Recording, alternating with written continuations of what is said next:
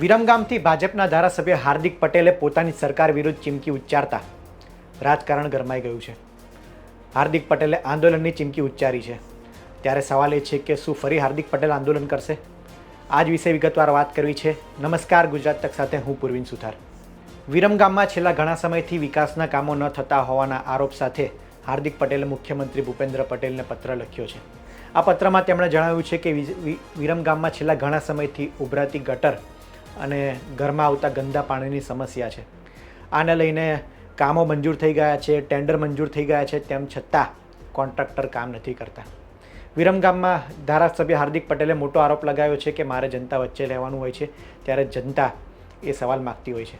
આડકતરી રીતના હાર્દિક પટેલ કહેવા માગે છે કે જનતાના કામ એ કરવા પડશે, બાકી આગામી સમયમાં લોકો વોટ નહીં આપે. આની તૈયારીના ભાગરૂપે જ હાર્દિક પટેલ એક્ટિવ થયા છે અને તેમણે થોડા સમય અગાઉ એક કાર્યક્રમમાં જાહેરમાં કોન્ટ્રાક્ટરો અને કાઉન્સિલરો એટલે કે કોર્પોરેટરની ઝાટકણી કરી હતી, તેમની નિંદા કરી હતી. તેમણે કહ્યું હતું કેટલાક કોન્ટ્રાક્ટરો કામ કરતા નથી અને જાણી જોઈને કોન્ટ્રાક્ટરો કામ નથી કરતા, તેના લીધે ધારાસભ્યને સાંભળવું પડે છે. ધારાસભ્યને નીચું દેખાવાનો વારો આવે છે. લોકો સમક્ષ જઈએ ત્યારે લોકો સવાલ ઉઠાવે છે કે તમે ધારાસભ્ય બન્યા, તેમ છતાં હજી વિસ્તારના કામો થયા નથી. આ મામલે જ ભાજપના મહામંત્રી વિરમગામ ભાજપના મહામંત્રીએ સોશિયલ મીડિયા પોસ્ટ દ્વારા હાર્દિક પટેલ પર પ્રહાર કર્યો હતો.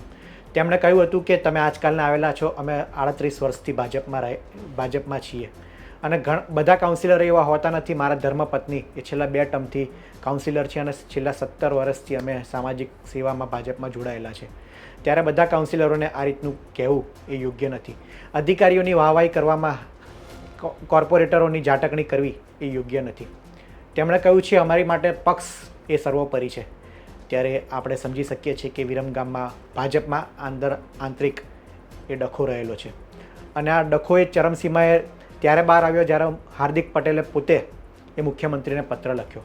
મુખ્યમંત્રીને તેમણે પ્રેમપૂર્વક પત્ર લખ્યો છે અને તેમણે એમ પણ કહ્યું છે કે હું સહજતાથી શાલીનતાથી આ પત્ર લખીને તમને વિનંતી કરું છું કે વિરમગામમાં વિકાસ કાર્યો એ જલ્દીથી કરવામાં આવે.